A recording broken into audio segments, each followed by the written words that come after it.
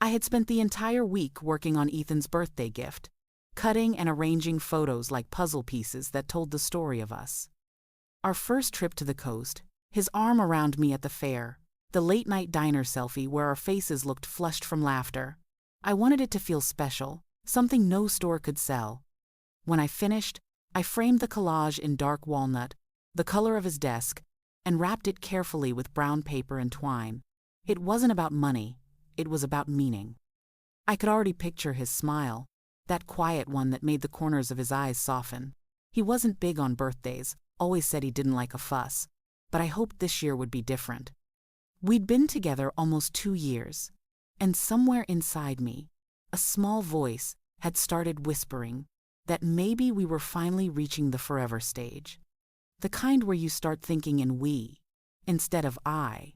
The night before, I had laid everything out on the kitchen table.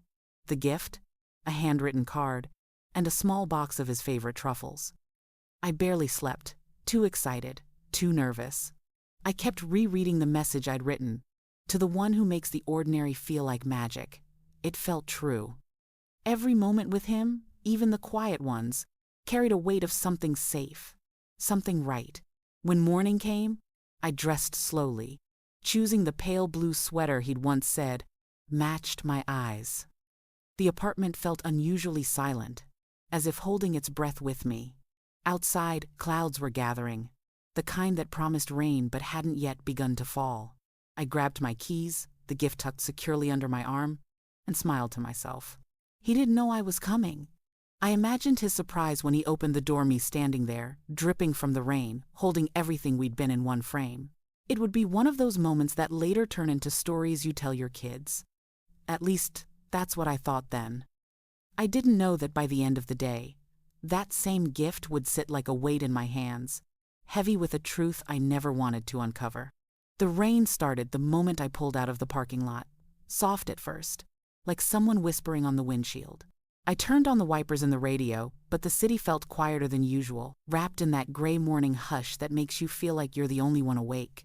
The framed gift lay on the passenger seat belted in place as if it were fragile cargo.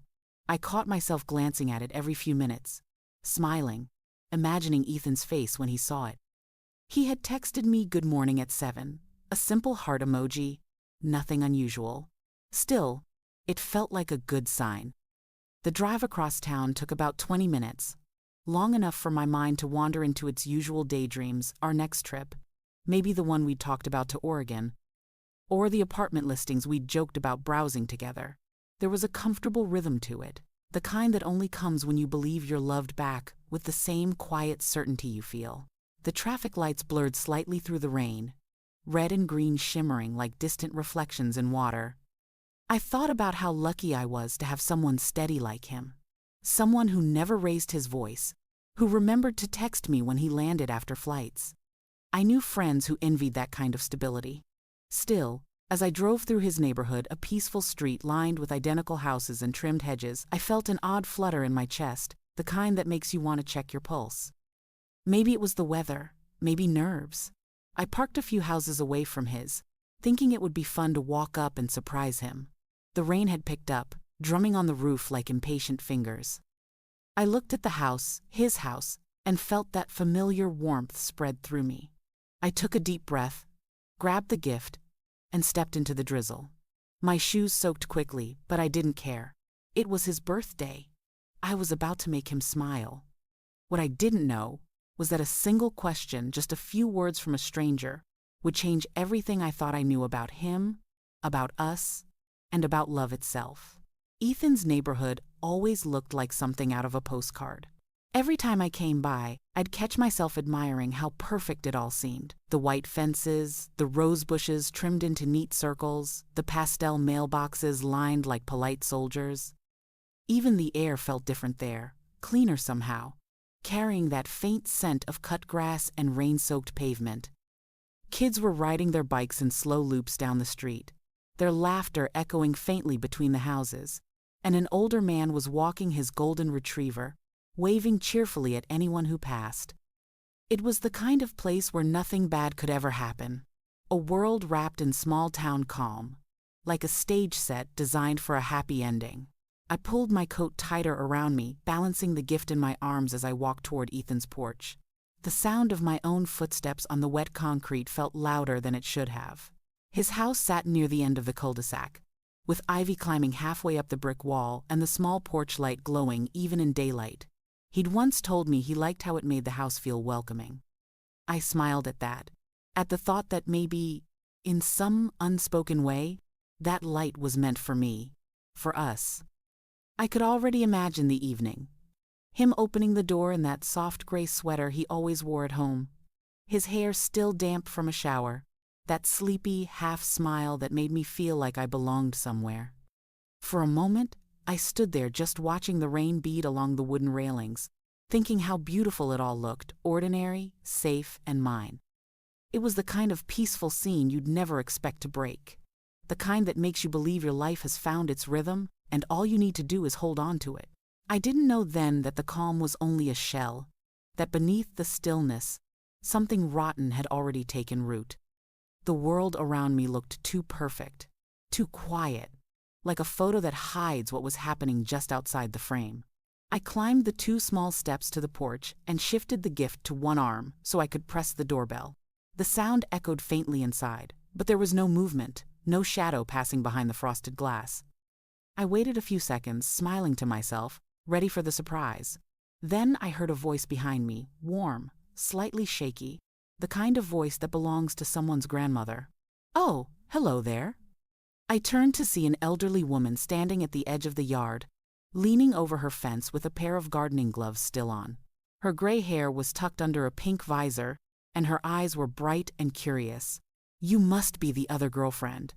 The words fell so casually from her mouth that for a second, I thought I'd misheard her. "I'm sorry?" I asked, forcing a polite laugh that sounded foreign to my own ears. She tilted her head, wiping her hands on her gloves. "Ethan's friend, right? The other young lady. I didn't mean to intrude, dear. You just look different from the one who usually visits." The world around me seemed to tilt slightly. The rain, the smell of wet earth, the soft hiss of car tires in the distance, everything blurred together as I stared at her. I'm his girlfriend," I managed to say, my voice barely above a whisper. She blinked, confusion flickering across her face. "Oh," she said slowly, as if realizing something she hadn't meant to say aloud. "Well, isn't that something?" I could feel my heart pounding against my ribs, heavy and uneven. "What do you mean by the other one?" I asked, but she only smiled awkwardly and looked down at her gloves. "Oh, it's probably nothing, dear." Forget I said anything. But it was too late. The words had already lodged themselves deep inside me, a quiet, growing ache. I turned back to the door, my hand still resting on the bell, and for the first time that morning, I felt the warmth in my chest start to fade. For a moment, I thought it was a joke, some harmless mix-up from a woman who spent her mornings pruning roses and chatting to mailmen. I laughed softly, though the sound trembled at the edges. "Oh, you must have me confused," I said, shifting the gift awkwardly in my arms. "Ethan doesn't have another girlfriend." Mrs. Carroll's expression changed, the faintest crease forming between her brows. "Oh, I'm sure I saw her, dear," she said kindly, as if correcting a small misunderstanding. "A young lady, maybe your age. Long dark hair. She's been here quite a few times these past weeks." My mouth went dry. "Really?" I forced another laugh, lighter this time, but it came out brittle, like glass about to shatter. "He probably has coworkers dropping things off. He's been working on a new project." She frowned a little, lowering her gloves. "Maybe so, but she comes in the evenings, usually carrying groceries or takeout. Seems close to him." The rain had picked up again, tapping rhythmically against the porch roof. I could hear each drop as though it were falling inside my chest. "That's strange," I said quietly, more to myself than to her. "Mrs. Carroll gave me a sympathetic smile, the kind older women use when they sense they've said too much. "I'm sure there's a simple explanation. Ethan's a nice young man, always polite. I just assumed he was popular with the ladies." I nodded stiffly, clutching the wrapped frame closer. My fingers had started to ache from holding it too tightly. "Right," I murmured. Of course. Probably a misunderstanding. But the image was already forming in my mind, some unknown woman standing where I stood, walking through the same front door, maybe even laughing at the same small jokes he once told me. It was absurd, and yet I couldn't shake it. "Well," Mrs. Carroll said after a pause, "I'll leave you to it, dear. I didn't mean to upset you." I smiled, though I couldn't feel my face. "You didn't." I lied. She nodded and disappeared behind her fence. The silence that followed was deafening. I stood there for a while after she left, staring at the closed front door. The rain dripped from the porch roof in uneven rhythms, landing on the steps like seconds ticking away. My hand hovered near the doorknob, but I couldn't bring myself to touch it. My mind was already building explanations faster than I could question them. Mrs. Carroll must have seen his sister, I told myself. Ethan had mentioned her visiting once or twice when their parents needed help with something. Or maybe it was someone from work, a colleague dropping off files. He managed several clients. It wasn't unusual for people to stop by. It had to be something innocent. It had to be. The thought of another woman, another girlfriend, felt impossible. Ethan wasn't like that. He texted good morning, good night, remembered the names of my coworkers, sent flowers when I had bad days. Men like that didn't have secret lives, right? I swallowed hard, realizing my palms were damp. I forced a small laugh into the empty air, trying to shake off the tension in my shoulders. "She's old," I whispered to myself. She probably mixed up the houses. But even as I said it, the words felt thin, unconvincing. The gift in my arms suddenly seemed ridiculous, a collage of our memories, our smiles, our supposed stability. I looked down at the neat twine bow and felt something in my chest twist. No, I thought. I won't ruin this day over gossip. I knocked once, twice, no answer. His car wasn't in the driveway. Maybe he'd stepped out for errands. That was fine. I'd wait. I set the gift gently by the door, under the shelter of the porch, and stepped back toward my car. As I turned to leave, my reflection caught in the window, my hair damp, my face pale, my smile forced, and for the first time, I noticed how much I looked like someone pretending everything was fine. The rain had eased into a drizzle, thin and steady, like the sky was running out of tears. I rang the bell again, pressing longer this time, waiting for footsteps or the click of the lock, anything that would tell me he was home. But the only response was the faint hum of the porch light and the whisper of rain against the siding. Through the frosted glass, I saw nothing but the soft blur of the living room beyond. He wasn't here. I told myself it made sense. Maybe he'd gone out to run errands. Maybe he'd stepped out for lunch. Still, a small sting of disappointment crept in. The surprise would lose its magic if I had to text him that I'd come by. I set the gift down by the door, propping it carefully against the wall so it wouldn't get wet, and stepped back. I should have left then. That would have been the right thing to do, get in my car, drive home, wait for his call, and laugh about how I tried to surprise him. But I didn't move.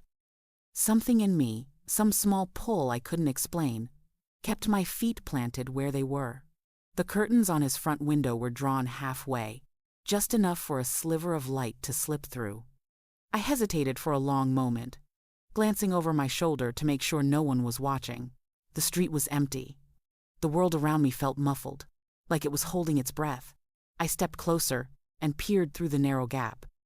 At first, all I saw was the soft glow of the lamp on the side table and the neat order of his living room, the gray couch, the stack of books he always left near the coffee table, the blanket folded with impossible precision.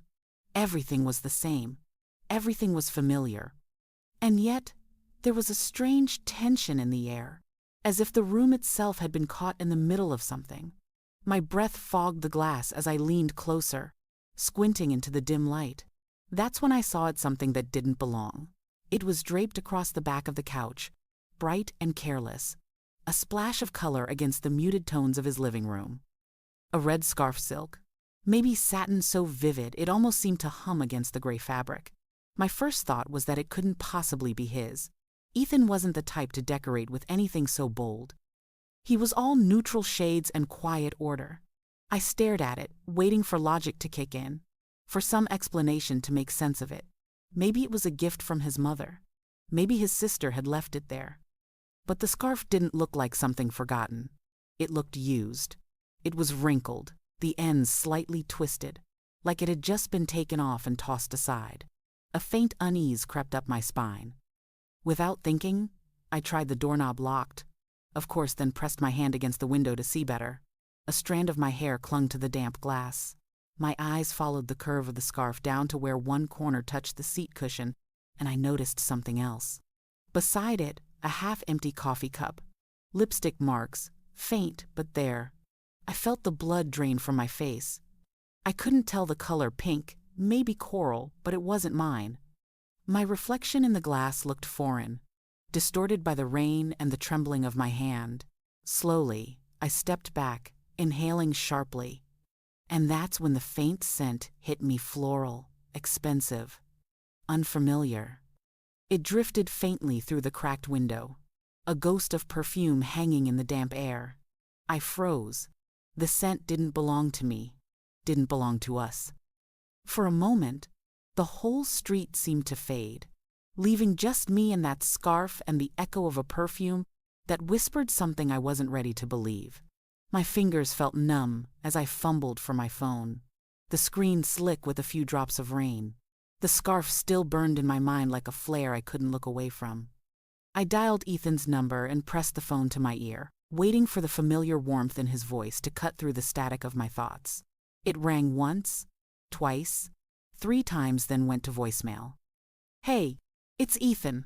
Leave a message, and I'll get back to you." The sound of his calm, steady tone should have reassured me, but this time it felt distant, almost mechanical. I hung up before the beep. The rain had grown heavier again, pattering steadily against the hood of my coat, its rhythm matching the quickening pulse beneath my ribs. I tried calling again. Straight to voicemail. My chest tightened. Maybe he was in a meeting. Maybe his phone had died. A dozen explanations raced through my mind, each more desperate than the last. I typed a quick text. "Hey, I stopped by your place to drop something off. Call me when you get this." I stared at the message for a long moment before hitting send. The little gray bar flickered. Delivered. No reply. I watched the screen, waiting for those 3 dots to appear. They never did. My reflection in the black glass of his window caught my eye again, pale face, damp hair, eyes wide with something I didn't want to name. I pressed my phone to my chest, trying to slow my breathing. The rain was louder now, a steady heartbeat on the roof above. Maybe I was overreacting. People leave things behind. People forget scarves. But the lipstick mark haunted me, the soft, careless evidence of a mouth that wasn't mine. I told myself I'd laugh about this later. Tell Ethan about the silly misunderstanding, how I'd gotten spooked by nothing. But even as I thought it, my hand shook. I texted once more. "Everything okay?" The message sat there unanswered. A small, silent accusation. I had just turned to leave when Mrs. Carroll's voice floated across the yard again. "Did you manage to catch him, dear?" I turned, forcing a small smile. "No, he's not home," I said, trying to sound casual. She nodded, removing one of her gloves to tuck a stray curl behind her ear.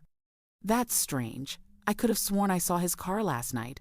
And that brunette girl too, the one in the silver car. She usually parks by the mailbox." My heart stopped for a beat. "Silver car?" I asked, keeping my tone light. She nodded cheerfully, unaware of the tremor running through my voice. "Oh yes, very pretty thing. She's been around quite a bit lately. They seem close, though I don't pry. She brought takeout last night. I think one of those big paper bags. Must be nice, having someone cook for you once in a while." She chuckled softly, then frowned when she noticed I wasn't laughing. "Oh, don't mind me, dear. I talk too much." I swallowed hard, forcing my lips into something resembling a smile. "No, it's fine." "You said last night?" "Mm-hmm," she replied. "Around 9, maybe a little later. They were on the porch, talking and laughing." I was just bringing in my plants before the rain. My stomach turned. I wanted to ask more, but the words stuck in my throat. The air suddenly felt heavier, the rain sharper against my skin. "Well," Mrs. Carroll said finally, "I'm sure it's nothing to worry about. Young people these days have such busy lives." She gave me a sympathetic nod before retreating behind her fence again, leaving me standing alone in the drizzle. I looked back at the house one last time. The warm light in the living room, the shadowed windows, the faint trace of perfume still hanging in the air, and for the first time, doubt settled deep inside me. It wasn't a passing thought anymore. It was a pulse, steady and unrelenting, whispering the one thing I didn't want to believe. I wasn't the only one. By the time I reached the cafe, the rain had finally stopped, leaving the streets slick and glimmering beneath the late afternoon light. Maya was already there, sitting by the window with her hair twisted into a loose bun and 2 cappuccinos on the table. She looked up the moment I walked in, her expression shifting instantly from cheerful to concerned. "What happened?" she asked before I even sat down. I tried to smile, but it faltered halfway. "You ever get that feeling like your stomach knows something before your head does?" I said softly. She frowned. "Ethan?" I nodded. The words poured out of me then. The visit, Mrs. Carroll's question, the red scarf, the lipstick stain, the unanswered calls. I spoke quietly, my hands wrapped around the warm cup as if it could keep me steady. Maya listened without interrupting, her brows drawn tight, her fingers tapping anxiously against the saucer. When I finished, the silence between us felt heavy enough to touch. "Lena," she said finally, her voice low but firm, "that doesn't sound like nothing." I shook my head quickly. "I know, but it could still be innocent. Maybe his sister came by. Maybe his coworker." Maya leaned forward. "You said there was perfume and lipstick. Do you really think that's his sister?" I flinched. "You're jumping to conclusions." "No," she said gently. "I'm asking you to stop explaining things that don't make sense. You deserve to know the truth, not the version he'd give you." I stared into the foam of my cappuccino, tracing circles on the cup. "I just don't want to be that girl, the one who snoops, who doesn't trust." "You're not that girl," Maya said. "You're the one trying to protect herself." Her words hung there between us, honest and heavy. I swallowed hard, nodding but not speaking. The cafe around us buzzed softly, with the sound of plates and low laughter, the kind of ordinary background noise that used to calm me. Now it just felt far away, like a world I'd stepped out of without realizing. When we said goodbye, she squeezed my hand. "Promise me you'll find out," she said. "Even if it hurts." I promised, though I wasn't sure if I meant it. That night, I lay in bed staring at the ceiling, the faint hum of the city outside blending with the restless rhythm of my thoughts. Every detail of our relationship replayed in my mind like a film I couldn't turn off.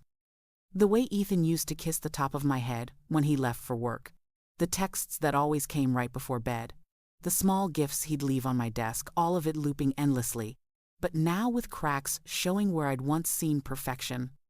I thought about the nights he'd said he was working late, the weekends he claimed to be visiting his brother, the way he sometimes glanced at his phone before turning it face down on the table. Little things I'd brushed off as nothing suddenly glowed in my memory like warning lights I'd chosen not to see. The scarf, the lipstick, the neighbor's words, they tangled together in my mind until I couldn't tell which hurt more. The idea that he might have lied, or that I'd believed him so completely. I turned onto my side, staring at the space beside me where he usually slept when he stayed over. The sheets were cool, untouched. I imagined him in his house across town, maybe asleep, maybe not alone. My chest tightened. I picked up my phone. Still no message, no missed call. The silence from him was its own answer, louder than any confession could be. I thought about calling again, about sending one more text, but the words wouldn't come. Instead, I stared into the dark until it began to blur into gray, the first light of dawn creeping through the curtains. When sleep finally came, it wasn't peace that followed, only a slow, sinking dread that maybe the truth had been whispering to me all along, and I'd been too in love to listen. Morning came gray and hollow. I moved through it on autopilot, brushing my teeth, pouring coffee I didn't drink, checking my phone out of habit. Still, nothing from Ethan. The absence of his name on my screen felt heavier than any argument could. I told myself not to spiral, but my thumb hovered over his profile anyway. His last post was from 2 weeks ago, a sunset. A vague caption about hard work and gratitude. It was so perfectly harmless, it made my stomach twist. I clicked through the comments, the likes, the familiar names, and then I saw a new tag under a photo I didn't recognize. It was from a woman named Tara Nichols. Her profile picture showed a dark-haired girl smiling at a beach, the kind of effortless, confident smile that photographs well. The post was from 2 nights ago, time-stamped just after 9. The caption read, "Best company after a long week." Ethan was in the background, half turned toward her, laughing at something outside the frame. I stared at it for a long time, my pulse slowing to a strange, steady beat. That was the night he'd said he was working late.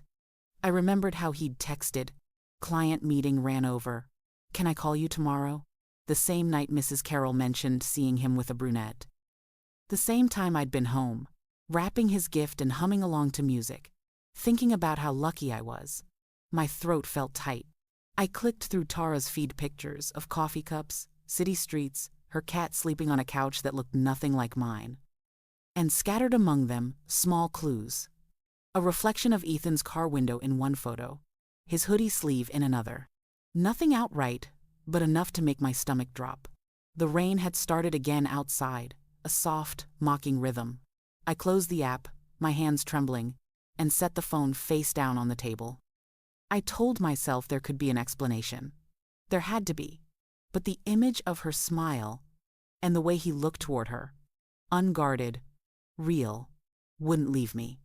For the first time, I wasn't sure which hurt more, the picture itself, or how easily I believed it.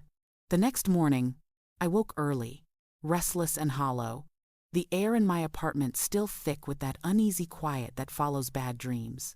I decided to go out, anything to distract myself.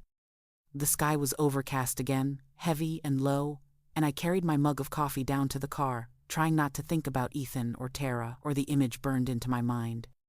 But the moment I opened the trunk, the world seemed to tilt. Sitting there, perfectly centered as if placed with care, was the wrapped frame I'd left on his porch. The brown paper was still smooth, the twine bow intact, untouched. I froze, my breath catching. For a second, I thought I was imagining it. I leaned closer. The edges of the paper were still slightly damp from the rain, the kind of damp that hadn't dried completely. My heart started to pound. I looked around the parking lot, empty, quiet, except for a distant hum of traffic. There was no note, no message, nothing.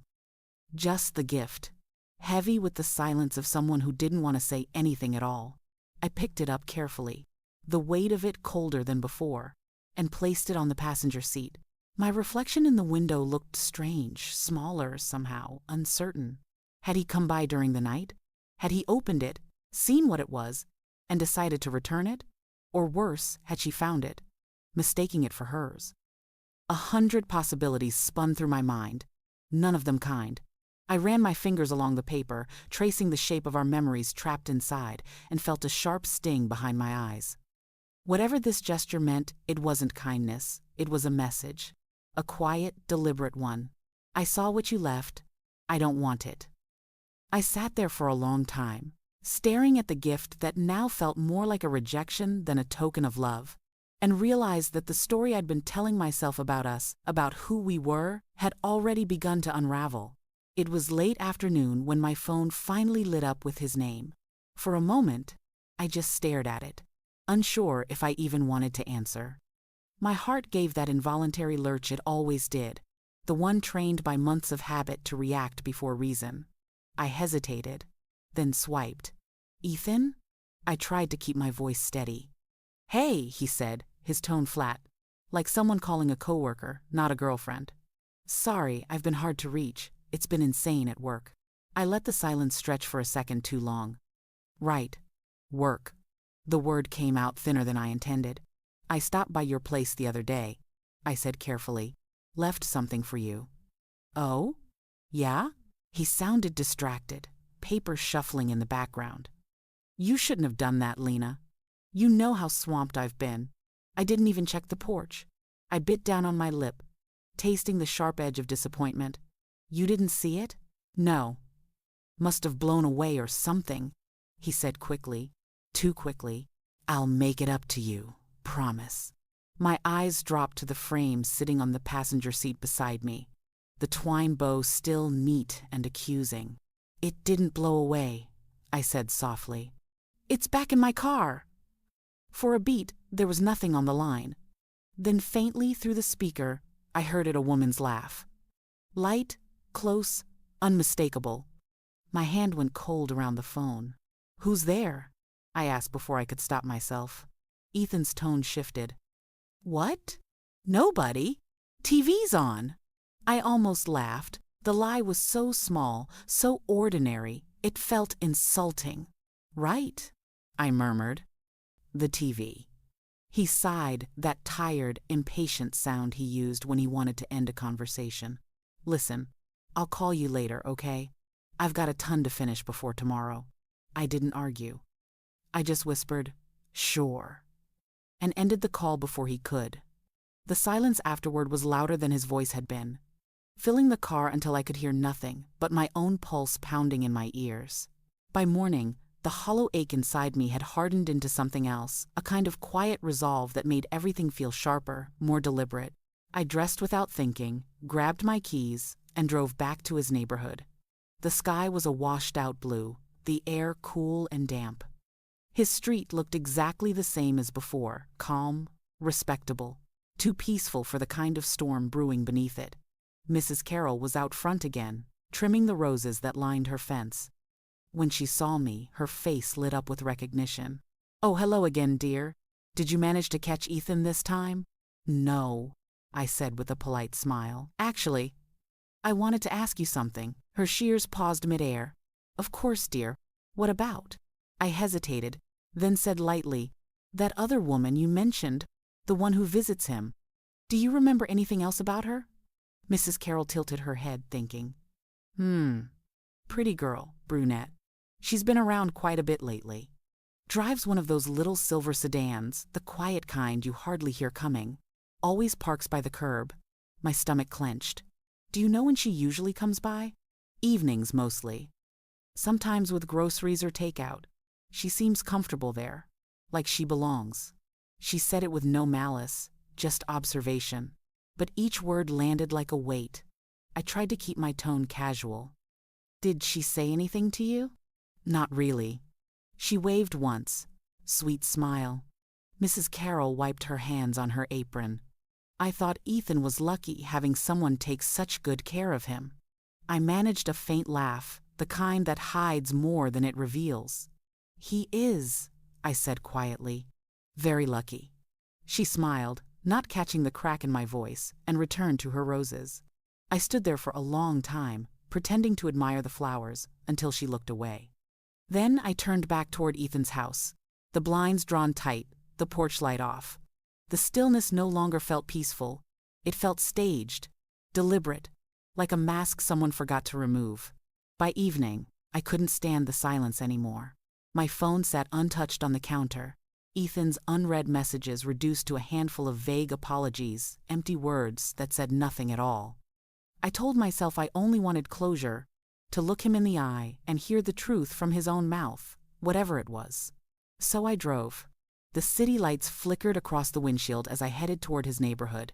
Every turn rehearsed, every breath a quiet argument between logic and love. By the time I reached his street, night had already settled in.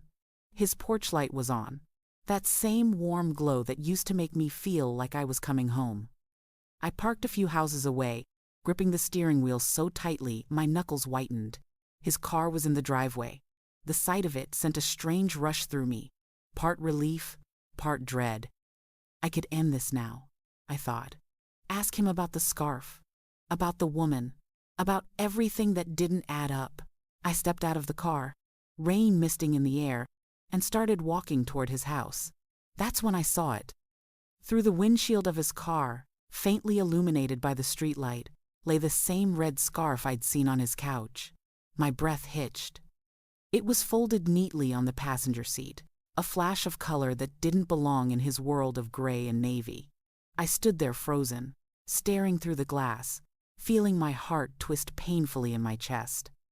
There was no mistaking it, the same fine fabric, the same sheen, For a moment, the world went silent, except for the steady drizzle tapping against metal and leaves.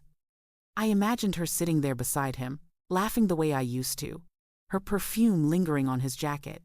The confrontation that had seemed inevitable only seconds ago suddenly felt impossible.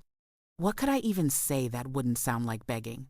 My throat tightened. I turned back toward my car, my shoes splashing softly in the puddles.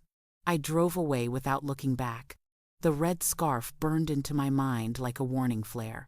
The truth was too close now, and I wasn't ready to touch it yet. When I got home, I didn't turn on the lights. The apartment felt heavier than usual, the air thick with something unspoken. I sat on the couch, phone in hand, staring at the screen until the clock on the wall ticked past midnight. Every instinct in me screamed to stop, to sleep, to let things go, but curiosity and pain had become the same thing. I opened Instagram and typed her name, Tara Nichols. Her profile wasn't private.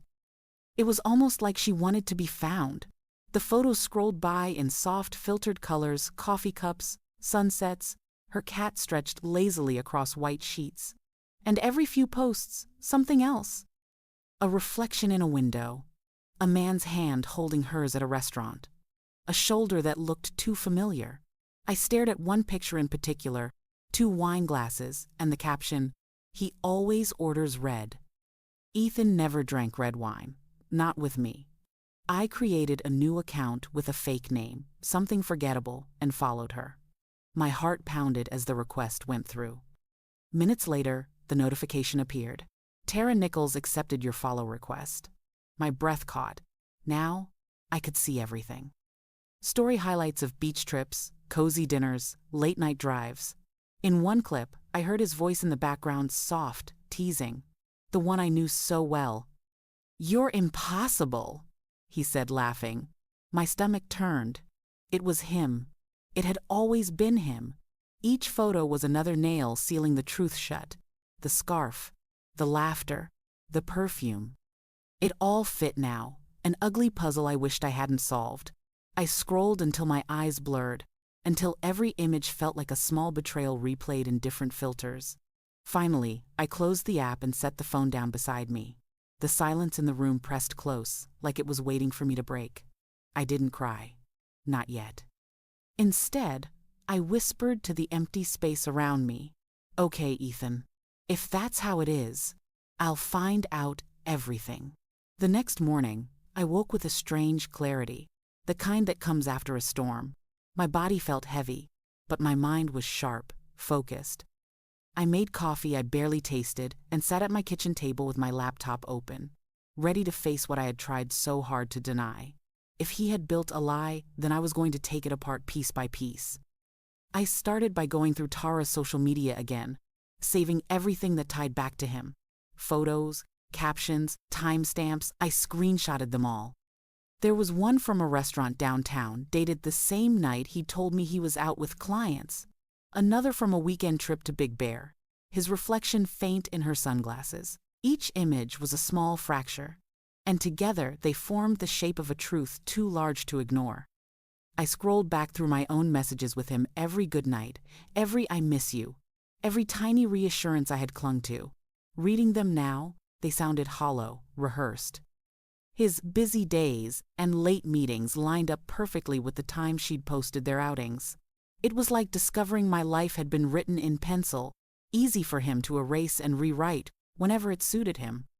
The deeper I went, the more detached I became, as if I were studying someone else's tragedy. I created a folder on my desktop titled Ethan, then laughed bitterly and renamed it Evidence. Screenshots, bank transfers, even his frequent locations from an old photo tag, all of it went inside. My desktop looked like an investigation board, digital strings connecting lies to lies. Between waves of nausea, I felt something else rising inside me.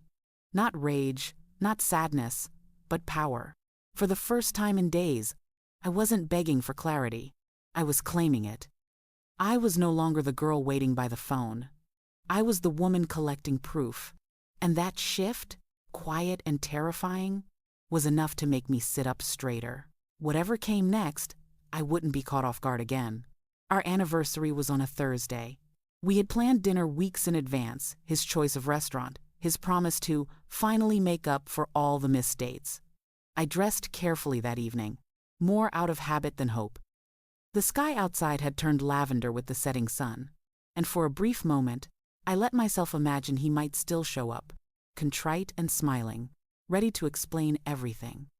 But at 6:42 p.m., my phone buzzed with a message that shattered whatever illusion I had left. "Can we reschedule dinner? Something came up at work. Promise I'll make it up to you." Just that. No apology, no emotion. I stared at the words, reread them, then looked at the clock. I didn't reply. Instead, I opened the folder on my laptop, the one now overflowing with proof of his betrayal, and stared at it until the tears finally came. They weren't loud or cinematic, just quiet, exhausted tears that carried more disbelief than sadness. Every image, every lie flickered through my mind. Tara's laugh, the red scarf, his voice in the background of her video. The man I loved had become a stranger wearing his face. I sat at the table, watching my reflection blur in the window, and felt something shift inside me. It wasn't heartbreak anymore.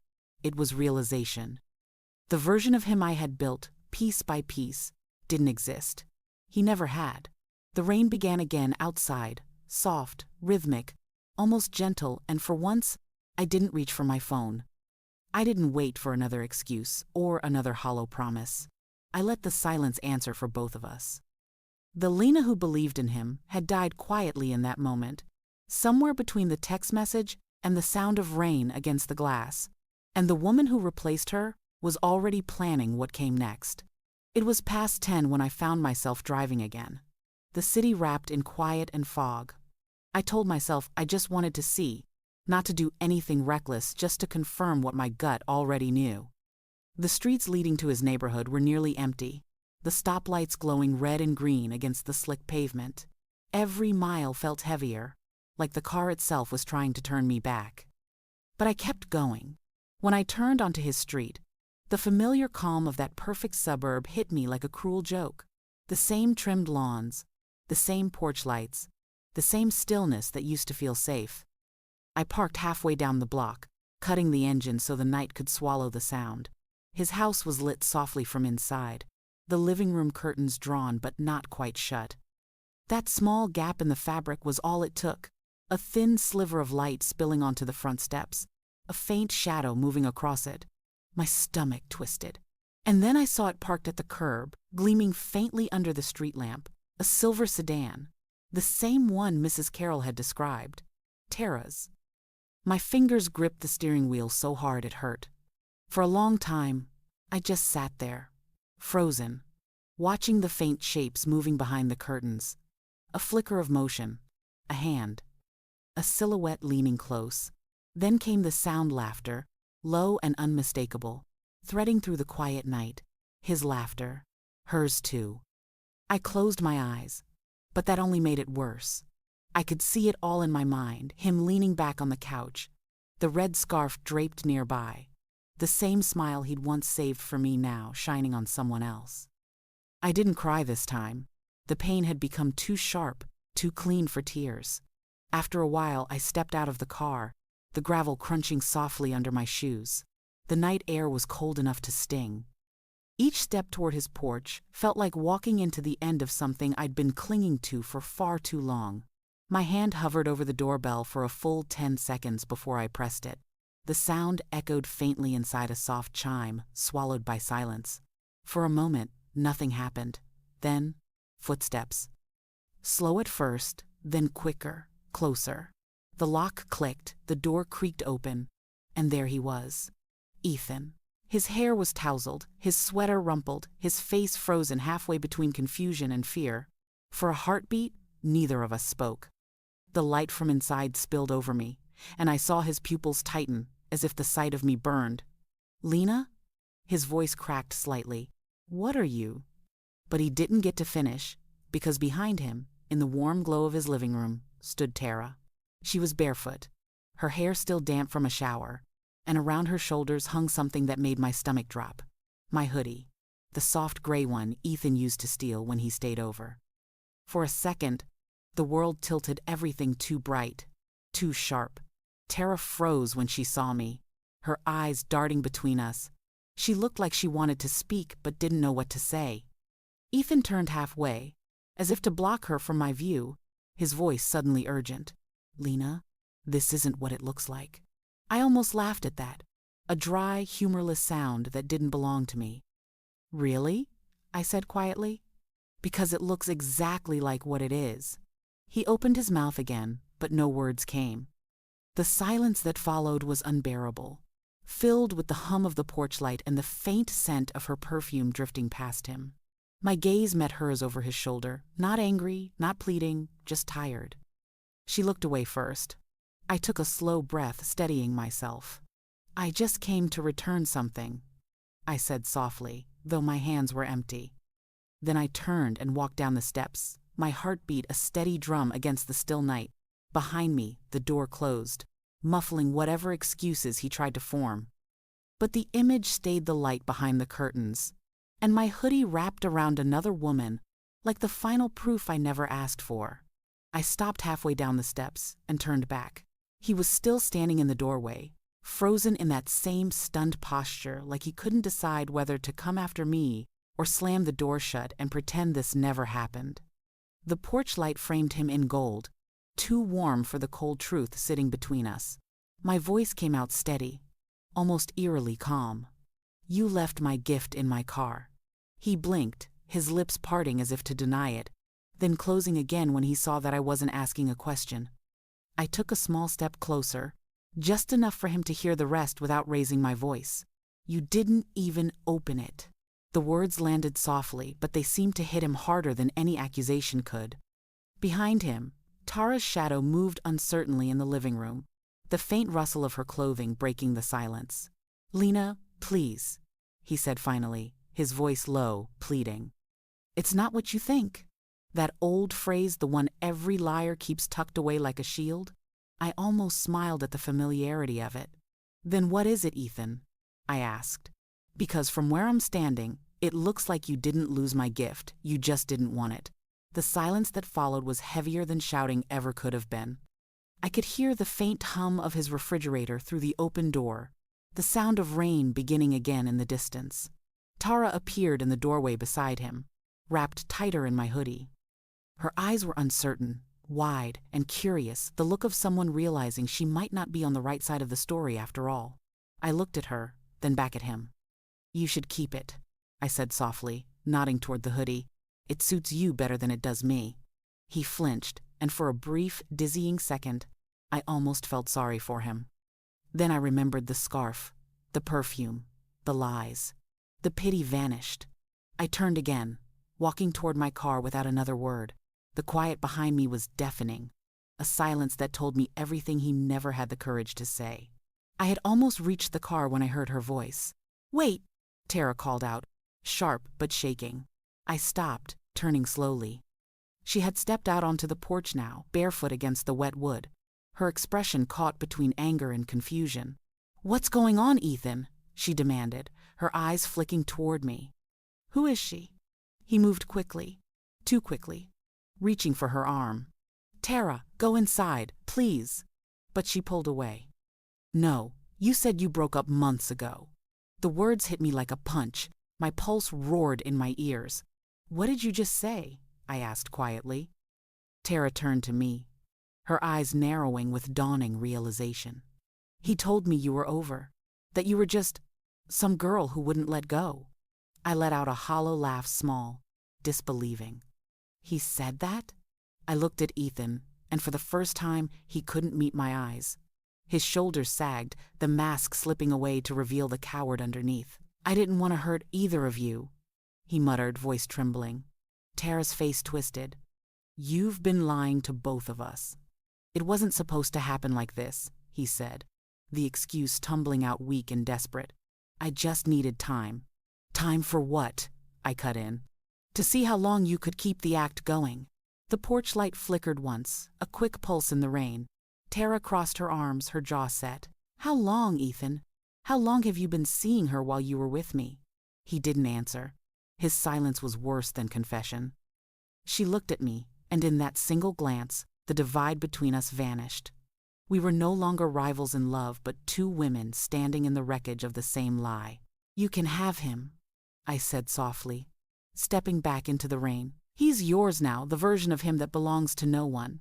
And then, for the first time since all of it began, I felt something close to freedom. It wasn't victory, not yet. But it was the first clean breath after drowning, and that was enough to keep me walking as their voices faded behind me, his panic, her disbelief, both of them trapped in the truth he'd built and finally lost. The rain had turned heavier by the time I reached the car, falling in thin silver sheets that blurred everything behind me. My fingers trembled as I unlocked the door, not from cold but from the strange calm that always follows disaster. I could still hear faint voices from the porch, Tara's sharp, disbelieving questions, and Ethan's pitiful attempts to explain what couldn't be explained. I didn't look back. I opened the passenger door, reached for the framed collage still lying where it had been for days, and held it against my chest. The brown paper had softened around the edges from the damp, the twine slightly frayed, but it was still intact. I rested it on my lap for a moment, staring at it under the glow of the streetlight. The gift that once felt like a promise now looked like a crime scene photo. Every picture inside another piece of evidence. Every smile a timestamp of when I still believed him. I thought about leaving it there, throwing it on his porch like a confession he never gave. But then I remembered the silence in his eyes when he saw me, the way he'd said please as if I owed him mercy. No, he didn't get to have this. Not anymore. I started the car. The windshield wipers dragged the rain aside in tired, rhythmic sweeps, matching the slow, even beat of my pulse. My face reflected faintly in the rearview mirror, pale, wet, but composed. I had imagined this moment so many times in the past few days, wondered if I'd scream, cry, beg. But there was no fury left in me, just the strange satisfaction of closing a door that should have been shut long ago. I looked at his house one last time, the warm light leaking through the curtains, the red scarf barely visible through the car window, and then I drove away. The gift sat beside me like quiet proof that I'd loved him once and survived it. For the first time in weeks, the road ahead looked open. He started calling the next morning. First once, then again, then 10 times in a row. By the afternoon, my phone was filled with missed calls and messages that swung wildly between apology and desperation. "Lena, please, you don't understand." Then, "It wasn't what it looked like." And later, "We can fix this. Don't throw everything away." I didn't reply. Each vibration of the phone felt less like regret and more like noise. I turned the screen face down on the table and let it buzz until the battery died. The silence that followed was a relief. I spent the next few days in quiet routines, washing dishes, watering plants, folding laundry I didn't remember doing. My body moved automatically, but my mind felt sharper, lighter. There were moments when the memory of his voice would slip in unexpectedly, soft and familiar, and for a breath or two, I'd almost miss him. Then I'd remember Tara's face, my hoodie around her shoulders, and the feeling would disappear like fog in sunlight. On the third morning, I stepped outside to take the trash out, and there she was, Mrs. Carroll, trimming her rose bushes again. She looked up when she saw me and smiled, a knowing, gentle smile that reached her eyes. "Good for you, dear," she said quietly, her voice carrying easily over the fence.